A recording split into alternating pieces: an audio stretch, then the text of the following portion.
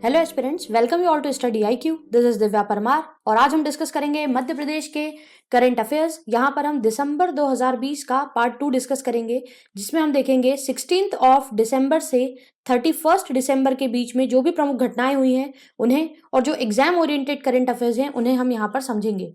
First question हमारे पास में है, Rita Shyam and Jangarh Singh Shyam are associated with. देखिए यहाँ पर दो नाम लिखे हुए हैं, रीता श्याम एंड जनगढ़ सिंह श्याम। उसके साथ साथ मैंने यहाँ पर कुछ पेंटिंग्स आपके साथ शेयर की हैं, तो यहाँ पर आप चाहें तो इसे पॉज करके इसका आंसर दे सकते हैं अगर आपने न्यूज़पेपर पढ़ा है तो। अदरवाइज इसका जो आंसर होगा वो होगा गोंड पेंटिंग। यहाँ पर रीता श्याम और जनगढ़ सिंह श्याम ये दोनों गोंड आर्टिस्ट हैं, गोंड पेंटिंग से रिलेटेड हैं। जनगढ़ सिंह श्याम की पहले हम बात करें तो ये मध्य प्रदेश के सबसे रिनाउंड गोंड आर्टिस्ट हैं। जनगढ़ सिंह श्याम के बाद ही इनका जो फैमिली के मेंबर्स हैं, यानी कि इनके जो परिवार के सदस्य हैं, उन सब ने गोंड आर्ट को अपनाया और गोंड आर्टिस्ट के रूप में ये सब भी जाने जाते हैं। उनमें से रीता श्याम एक हैं। और जब बात करें हम गोंड पेंटिंग की तो ये है दोस्तों गोंड पेंटिंग, जो फर्स्ट पेंटिंग आपको यहाँ दिखाई दे रही है। यहाँ पर आप देखेंगे इसमें बहुत ज़्यादा कलर्स का इस्तेमाल किया जाता है और यहाँ पर जानवरों को बनाया जाता है, बर्ड्स को बनाया जाता है। यहाँ पर जैसे आप देखेंगे पिकॉक यहाँ पर है, वैसे ही फिश को बनाया जाता है, ऑक्टोपस को बनाया जाता है और इनमें ब्यूटीफुल कलर्स का इस्तेमाल किया जाता है। तो ये गोंड आर्ट के रूप में इस तरह से बनाया जाता है। नेक्स्ट यहाँ पर हम रीता श्याम की अब बात करें तो रीता श्याम करंट में बहुत ज़्यादा इंपॉर्टेंट है करंट अफेयर्स के रूप में, क्योंकि हाल ही में यहाँ पर जो हमारे मध्य प्रदेश का ट्राइबल म्यूजियम है, जो कि कहाँ पर है, भोपाल में। मध्य प्रदेश के ट्राइबल म्यूजियम में अभी अभी इनका एक एग्जीबिशन लगा है। उस एग्जीबिशन का नाम रखा गया है शलाका 9। इस एग्जीबिशन का नाम क्या है, शलाका 9 है, जहाँ पर रीता श्याम के द्वारा बनाई गई गोंड पेंटिंग्स की पूरी एग्जीबिशन लगाई गई थी। और यहाँ पर अगर हम बात करें तो कौन सी गैलरी में ये पेंटिंग्स लगाई गई थी, तो ये है लिकंदरा गैलरी। लिकंदरा जो गैलरी है, इस गैलरी के अंदर जो ट्राइबल म्यूजियम के अंदर है, यहाँ पर ये पूरी एग्जीबिशन लगाई गई थी, जो कि 31 दिसंबर तक चलने वाली है। ठीक है, तो इस तरह से हमें यहाँ पर इस क्वेश्चन को याद रखना है। नेक्स्ट यहाँ पर हमारे पास और भी ऑप्शंस हैं, उनके बारे में हम देख लेते हैं, जैसे कि मिथिला पेंटिंग। देखिए मिथिला पेंटिंग बेसिकली जो है ये बिहार की बहुत ही प्रसिद्ध पेंटिंग है। मधुबनी आर्ट का नाम आपने सुना होगा बिहार के। मधुबनी आर्ट और मिथिला पेंटिंग्स दोनों क्वाइट सिमिलर होती हैं। यहाँ पर आप देखेंगे जो यहाँ पर भगवान की एक पेंटिंग बनी हुई है, तो ये है यहाँ पर मिथिला पेंटिंग। मिथिला पेंटिंग में जनरली भगवान को ब्यूटीफुली कलर किया जाता है और यहाँ पर जो जितने भी गॉड और गॉडेसेस होते हैं उन्हीं की पेंटिंग को जनरली बनाया जाता है और इसमें काफ़ी ज़्यादा बारीक काम किया जाता है। वहीं पर नेक्स्ट हम बात करते हैं पिथौरा आर्ट की। पिथौरा आर्ट आप जानते होंगे, ये भीलों से संबंधित पेंटिंग होती है। भील जो होते हैं, भील आर्टिस्ट, वो इसे बनाते हैं।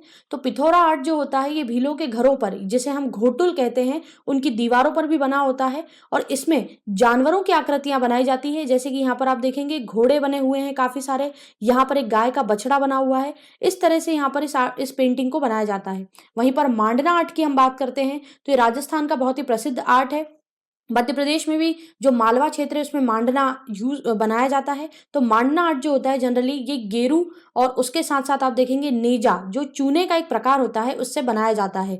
और मांडना आर्ट में अधिकतर 2 ही रंगों का इस्तेमाल किया जाता है। तो यहाँ पर हम देखें तो हमारे करंट अफेयर्स का क्वेश्चन था कि रीता श्याम किससे एसोसिएटेड है, तो हम याद रखेंगे गोंड पेंटिंग से। करंट में दिसंबर में ही अभी उनकी एग्जीबिशन चल रही है, 31 दिसंबर तक ये चलेगी और ये मध्य प्रदेश के ट्राइबल म्यूजियम भोपाल में हो रही है। नेक्स्ट क्वेश्चन हमारे पास में है, freedom of religion bill 2020 approved by Madhya Pradesh cabinet own. देखिए ये एक इम्पॉर्टेंट क्वेश्चन है, क्योंकि मध्य प्रदेश की सरकार ने क्या किया है, यहाँ पर धर्मांतरण पर एक कानून बनाया है और इस कानून का यहाँ पर जो अप्रूवल हुआ है ये मध्य प्रदेश कैबिनेट ने किया है 26 दिसंबर को। यहाँ पर इस कानून को हम देखें तो ये कानून बनाया गया है एक प्रकार से जिहाद के रूप में, यानी कि जो भी लव जिहाद होगा या किसी को भी बहला फुसला कर, डरा धमका कर शादी या षड्यंत्र करके यहाँ पर किसी भी पर्सन को अगर बहकाया जाएगा तो उसको यहाँ पर जो भी पर्सन ऐसा करेगा तो उसे यहाँ पर कई प्रकार की सजा दी जा सकती है, जिसमें आप देखेंगे तो मिनिमम जो यहाँ पर सजा है वो है 5 से 10 साल। ठीक है, 5 to 10 ईयर्स का इम्प्रिजनमेंट दिया जा सकता है। इसके साथ साथ 1 लाख रुपीज़ का यहाँ पर क्या दिया जाएगा, जुर्माना देना पड़ेगा। और यहाँ पर अगर हम देखें तो इसके लिए एक अधिनियम लाया गया है और इस अधिनियम की जो धारा 3 है, यहाँ पर आप देखेंगे इसकी धारा 3 बहुत ही इंपॉर्टेंट है। ये धारा ये कहती है कि अगर इस धारा का उल्लंघन होता है तो यहाँ पर कोई भी व्यक्ति जो कि किसी को प्रलोभन दे रहा है, धमकी दे रहा है, उसके साथ साथ बल प्रयोग कर रहा है, उसके साथ दुष्प्रभाव कर रहा है, विवाह के नाम पर उसका धर्म परिवर्तन कर रहा है, तो उसे यहाँ पर सजा दी जाएगी। और ये जो सजा होगी धारा 3 के अंतर्गत वो होगी 2 से 10 साल की सजा, और इसमें 50,000 जो है मिनिमम जुर्माना जो है वो लिया जाएगा।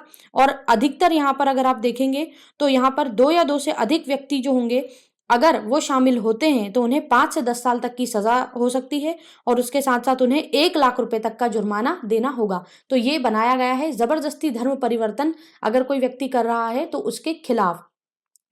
नेक्स्ट यहाँ पर हम देखें तो अगला क्वेश्चन है, जीवन शक्ति योजना इज रिलेटेड टू।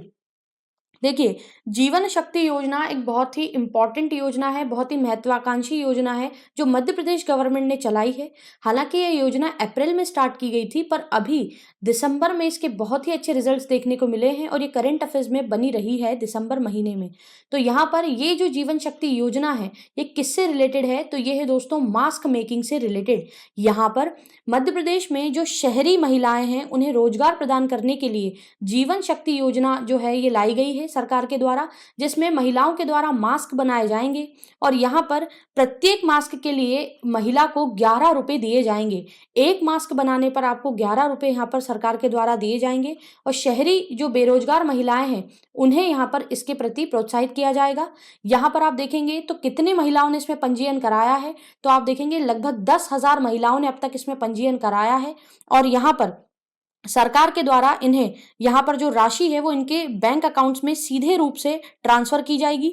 अब हम इसके बारे में कुछ और चीजें देखें तो देखिए, ये जो स्कीम है सबसे पहले तो किसके द्वारा शुरू की गई है, तो ये मध्य प्रदेश शासन की द्वारा शुरू की गई है।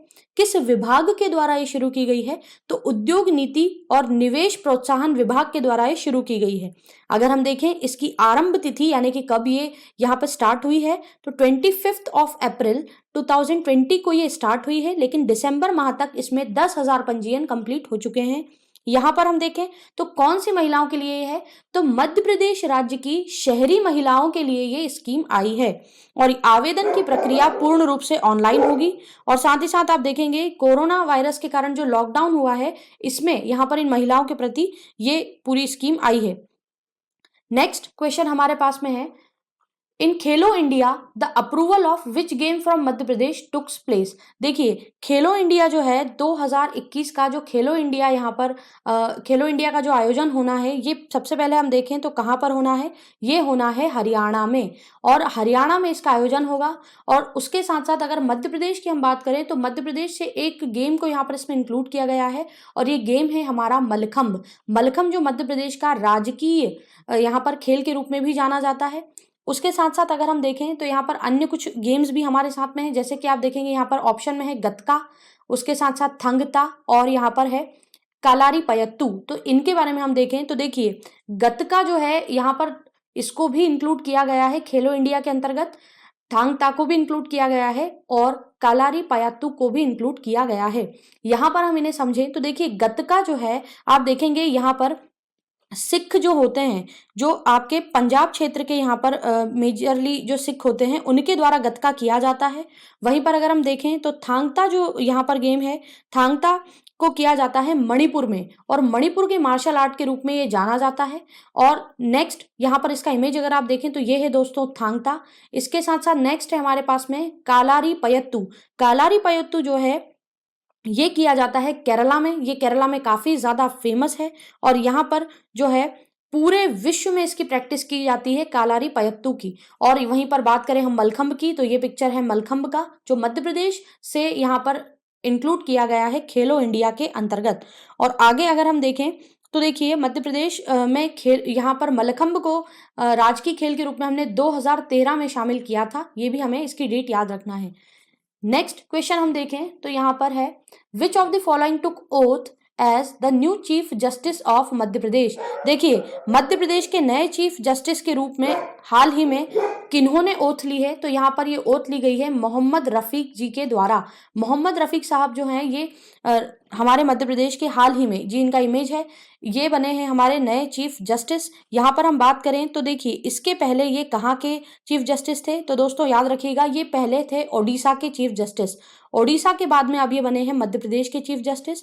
वहीं पर ये कुछ और ऑप्शंस हैं, इनके बारे में भी हम देखें तो देखिए आर.एस. चौहान जो है, आर.एस. चौहान पहले तेलंगाना के चीफ जस्टिस हुआ करते थे और अब यहाँ पर इनका ट्रांसफर कर दिया गया है और ये बनेंगे अब उत्तराखंड के चीफ जस्टिस। वहीं पर जे.के. माहेश्वरी जो हैं ये पहले थे आंध्र प्रदेश के यहाँ पर चीफ जस्टिस और अब हाल ही में ये बनेंगे सिक्किम के चीफ जस्टिस। वहीं पर ए.के. गोस्वामी की हम बात करें तो ए.के. गोस्वामी साहब जो हैं ये पहले थे सिक्किम में और अब ये चीफ जस्टिस यहाँ पर बनेंगे आंध्र प्रदेश के। इस तरह से यहाँ पर ये 4 चीफ जस्टिस जो हैं इनकी पदस्थापना अभी अभी हाल ही में हुई है।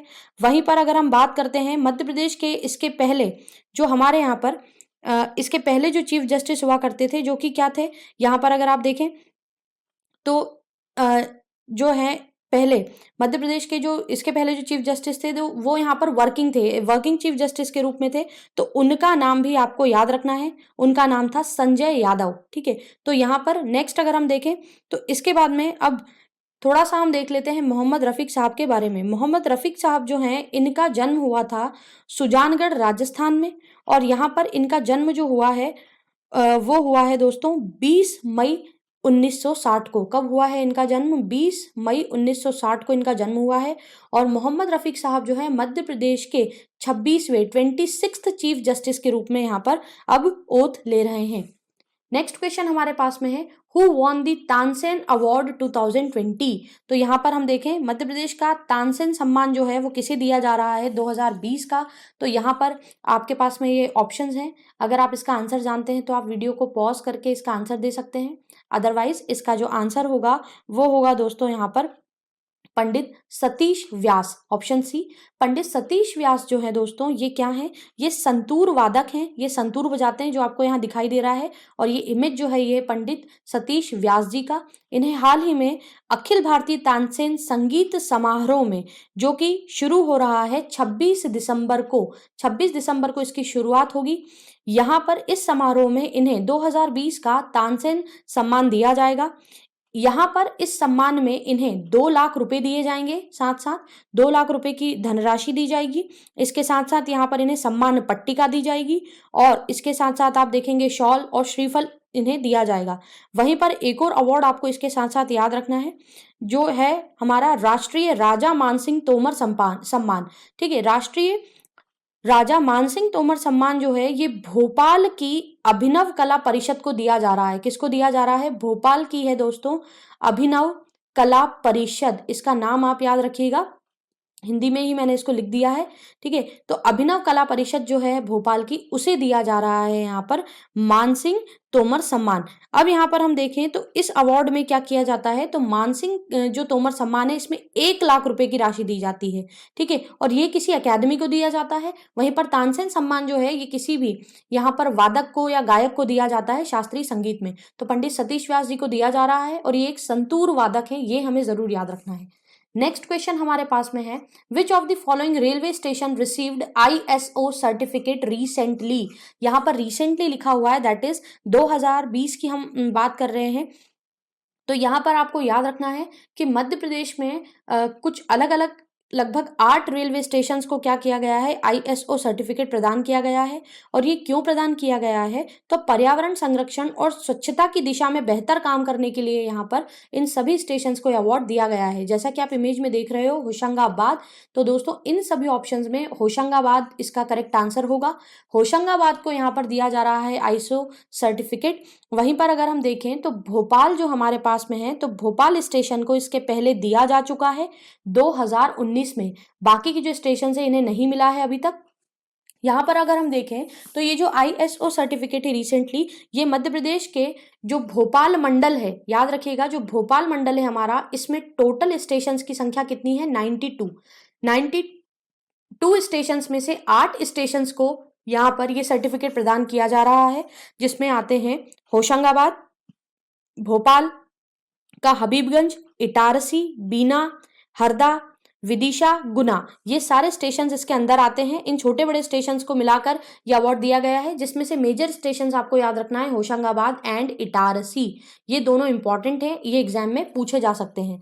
वहीं इसके साथ साथ आपको एक और स्टेशन याद रखना है, वो है आपका सांची। दोस्तों याद रखिएगा, रायसेन का जो सांची है इसे भी ISO सर्टिफिकेट दिया गया है। और ये क्यों दिया जा रहा है, तो आप याद रखिएगा कि स्वच्छता और साथ ही साथ पेयजल की व्यवस्था को मेंटेन करने में, ऊर्जा संरक्षण के क्षेत्र में बेहतर काम करने की वजह से, और उसके साथ साथ यहाँ पर इन सभी स्टेशंस में साफ सफाई और इन सारी चीजों का काफी ध्यान रखा गया है, इसलिए इन सभी को ये अवार्ड दिया गया है, ये सर्टिफिकेट प्रदान किया गया है।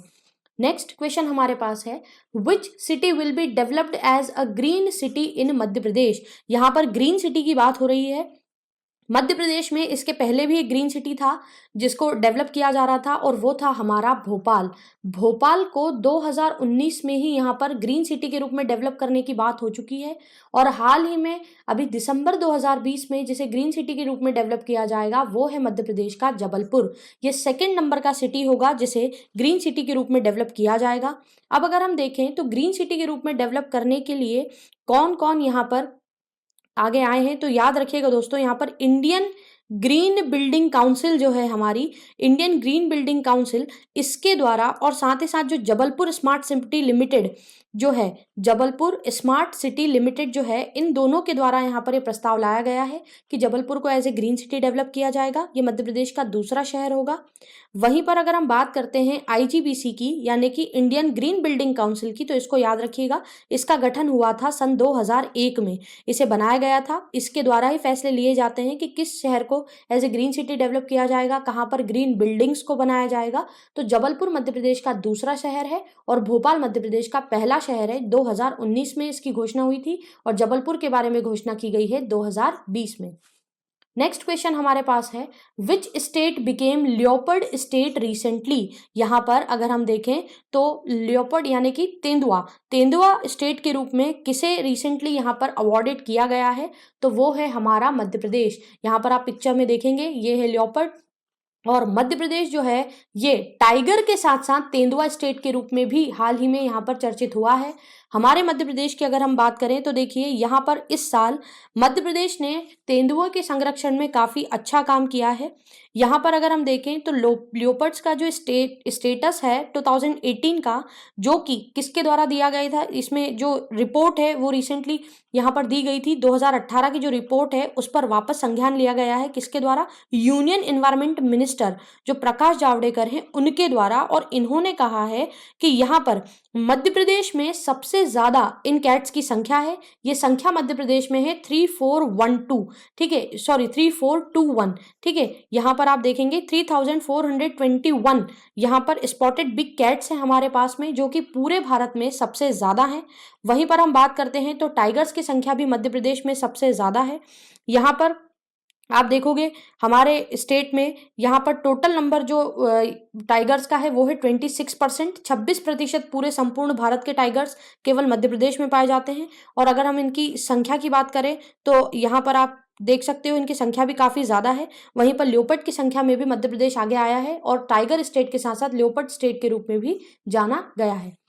नेक्स्ट क्वेश्चन हमारे पास में है, second Azim Premji university in India will be established at. देखिए यहाँ पर लिखा हुआ है सेकेंड, तो देखिए फर्स्ट यूनिवर्सिटी कहाँ पर थी, तो फर्स्ट अजीम प्रेमजी यूनिवर्सिटी जो है मध्य प्रदेश की वो है हमारे पास बेंगलुरु में, ठीक है, जिसे हम कहते हैं बेंगलुरु। तो यहाँ पर फर्स्ट यूनिवर्सिटी है, वाइल सेकेंड यूनिवर्सिटी जो है पूरे देश में वो खोली जा रही है दोस्तों भोपाल में। भोपाल के पास एक गाँव है जहाँ पर सेकेंड नंबर की अजीम प्रेमजी यूनिवर्सिटी खोली जा रही है। यहाँ पर अगर हम देखें तो विप्रो के चेयरमैन हैं, जो एक IT कंपनी है विप्रो, उसके चेयरमैन हैं अजीम प्रेमजी साहब। इनका पिक्चर आप देख सकते हैं। यहाँ पर इन्होंने ये घोषणा की है कि ये भारत में क्या करेंगे, अजीम प्रेमजी यूनिवर्सिटी खोलेंगे और वो मध्य प्रदेश के भोपाल में होगी, जिससे क्या होगा, काफी ज्यादा मात्रा में यहाँ पर जो आईटी क्षेत्र है उससे रिलेटेड स्टूडेंट्स पढ़ाई करेंगे और उसके साथ साथ यहाँ पर देश को टेक्निकल नॉलेज में, टेक्निकल शिफ्ट में काफ़ी आगे बढ़ाएंगे। यहाँ पर हम देखें तो अजीम प्रेम जी बहुत ही बड़े एक दानदाता हैं और यहाँ पर इन्होंने जो यूनिवर्सिटी खोलने की बात कही है वो भोपाल के पास में एक गांव आता है जिसका नाम है दोस्तों कान्हा सैया। इसका नाम आप याद रखिए, कान्हा सैया नामक स्थान है जहाँ पर 20 हेक्टेयर ज़मीन जो है उसे लीज पर लिया गया है 99 ईयर्स के लिए और यहीं पर ये यूनिवर्सिटी जो है इसे खोला जाएगा। अभी दिसंबर 2020 में इसका कार्य जो है वो शुरू हो चुका है और बहुत ही जल्दी ये यूनिवर्सिटी बनकर तैयार हो जाएगी। आई होप इस पूरे लेक्चर ने आपको हेल्प किया होगा मध्य प्रदेश के करंट अफेयर्स को समझने में। Thank you.